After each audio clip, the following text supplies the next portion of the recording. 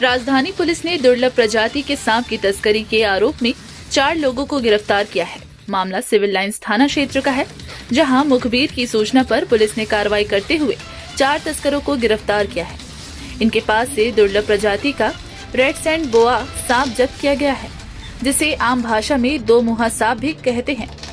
इस दुर्लभ प्रजाति के सांप की कीमत अंतर्राष्ट्रीय बाजार में करोड़ों की बताई जाती है। मिली जानकारी के अनुसार सिविल लाइन पुलिस ने 2 मुंह वाले सांप की बिक्री करने वाले गिरोह के 4 सदस्यों को गिरफ्तार कर लिया है। बताया जा रहा है चारों आरोपी केरला निवासी है। आरोपी रायपुर में 2 मुंह वाले सांप की बिक्री करने आए थे और 10 लाख में सांप का सौदा किया था, लेकिन पुलिस ने उनके इरादों को नाकाम करते हुए उनके कब्जे से 2 मुंह वाले सांप को बरामद कर लिया है। Bureau report, Raipur.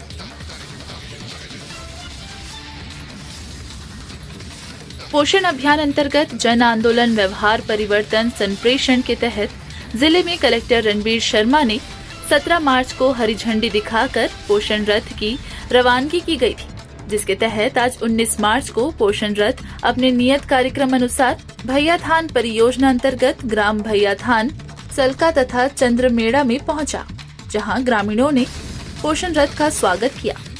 कार्यक्रम में पोषण रथ के माध्यम से उपस्थित ग्रामीण जनों को बच्चों के बाल अधिकार के संबंध में बताया जा रहा है कि 6 से 14 वर्ष की उम्र के सभी बच्चों को निःशुल्क और अनिवार्य प्रारंभिक शिक्षा का अधिकार है।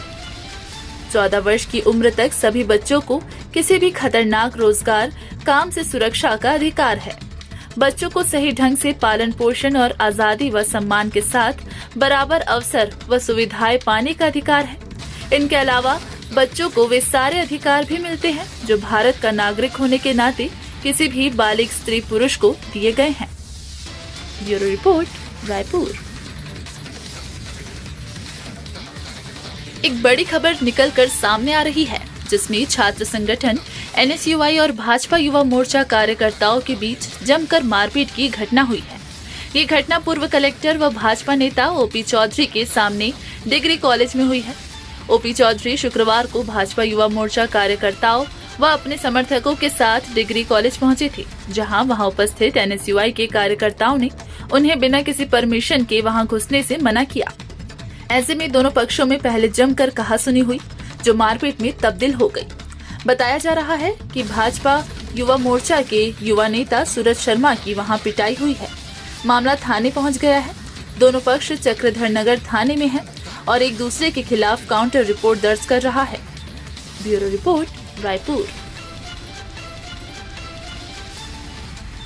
परिवहन मंत्री श्री मोहम्मद अकबर ने आज राजधानी के शंकर नगर स्थित अपने निवास कार्यालय में ट्रांसपोर्ट एसोसिएशन और सीमेंट कंपनियों के प्रतिनिधियों की बैठक ली। उन्होंने बैठक में सीमेंट ट्रांसपोर्ट के भाड़े संबंधी और ट्रांसपोर्ट हड़ताल के मुद्दे पर दोनों संघ के प्रतिनिधियों से बारी बारी से चर्चा की। चर्चा के दौरान ट्रांसपोर्टर एसोसिएशन ने डीजल के दाम में बढ़ोतरी को ध्यान में रखते हुए परिवहन भाड़े में अंततः 12% की बढ़ोतरी किए जाने की मांग रखी। एसोसिएशन के पदाधिकारियों ने कहा कि शासन की मध्यस्थता के मद्देनजर यदि सीमेंट कंपनियां परिवहन भाड़े में 12% वृद्धि को मान्य कर लेती है, तो उनके द्वारा परिवहन का कार्य पूर्ववत शुरू कर दिया जाएगा। मंत्री श्री मोहम्मद अकबर ने कहा कि शासन की यह मंशा है कि सीमेंट का परिवहन बिना किसी व्यवधान के होते रहे, ताकि आम लोगों को किसी भी तरह की परेशानी न हो। इसको ध्यान में रखते हुए ही ट्रांसपोर्टर्स और सीमेंट कंपनियों के पदाधिकारियों की यह संयुक्त बैठक आहूत की गई है। उन्होंने कहा कि हमारा उद्देश्य दोनों पक्षों के हितों का ध्यान रखना और जन सामान्य को सीमेंट की किल्लत से बचाना है। उन्होंने सीमेंट कंपनियों के पदाधिकारियों से ट्रांसपोर्टर्स द्वारा परिवहन भाड़े में बढ़ोतरी की मांग पर गंभीरता से विचार कर इसका तत्काल समाधान निकाले जाने की बात कही। इस अवसर पर राज्य खनिज विकास निगम के अध्यक्ष श्री गिरीश देवांगन, छत्तीसगढ़ राज्य नागरिक आपूर्ति निगम के अध्यक्ष श्री रामगोपाल अग्रवाल, अतिरिक्त परिवहन आयुक्त श्री दीपांशु काबरा तथा सीमेंट कंपनियों और ट्रांसपोर्टर एसोसिएशन के प्रतिनिधि बड़ी संख्या में उपस्थित थे। Bureau report, Raipur.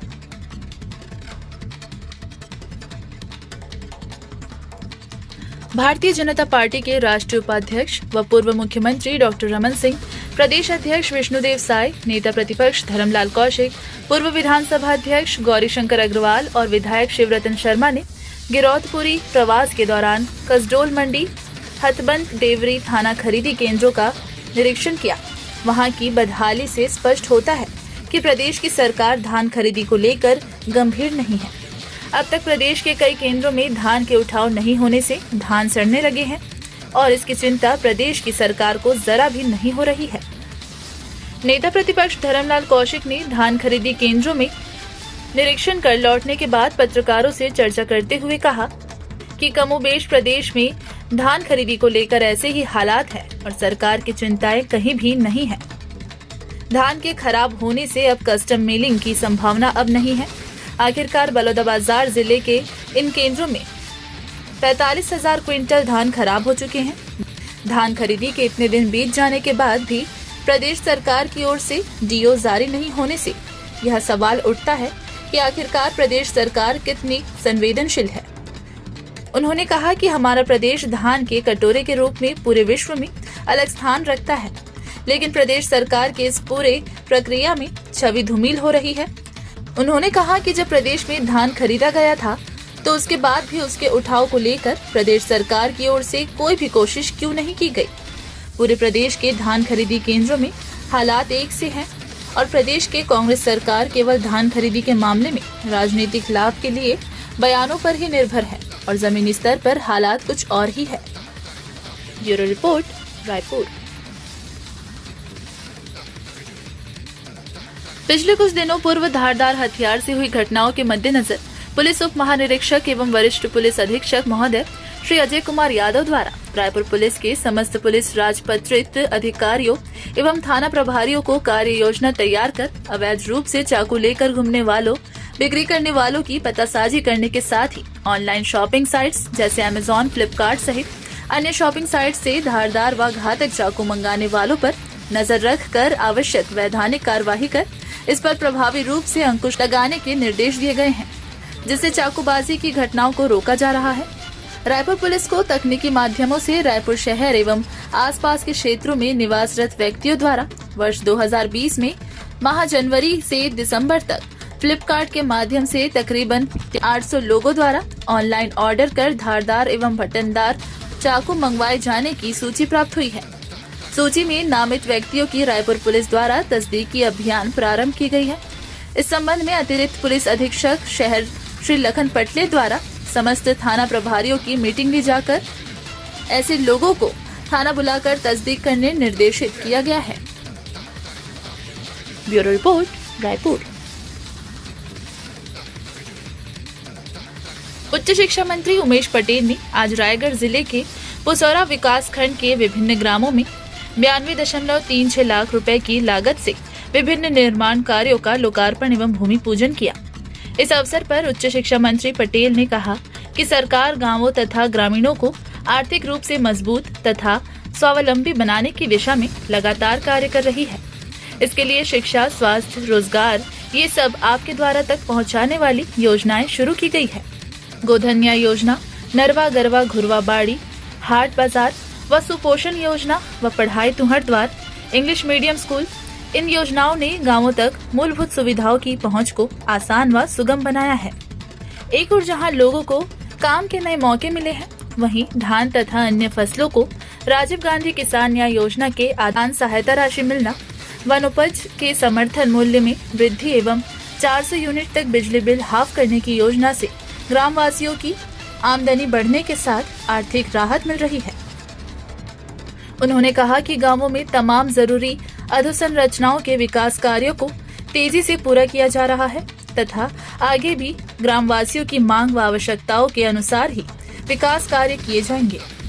इस दौरान उन्होंने राई तराई गांव को स्वच्छ पंचायत सर्वे में प्रथम स्थान प्राप्त करने पर ग्रामवासियों को हार्दिक बधाई एवं शुभकामनाएं देते हुए ग्राम्य स्वच्छता के इस परिपाटी को आगे भी बनाए रखने के लिए कहा है। इस दौरान विभिन्न ग्रामीणों ने अपनी विभिन्न समस्याएं रखी। उच्च शिक्षा मंत्री पटेल ने अधिकारियों को ग्रामीणों की समस्याओं का तत्काल निराकरण करने के निर्देश दिए। इस मौके पर उन्होंने तहसील के अधिकारियों को ग्रामीणों की सुविधा के लिए गांवों में कैंप लगाने के लिए निर्देशित किया। जिसमें नामांतरण व फौती कटवाने जैसे कार्य गांव स्तर पर ही निपटाए जा सके। Bureau report, Raipur.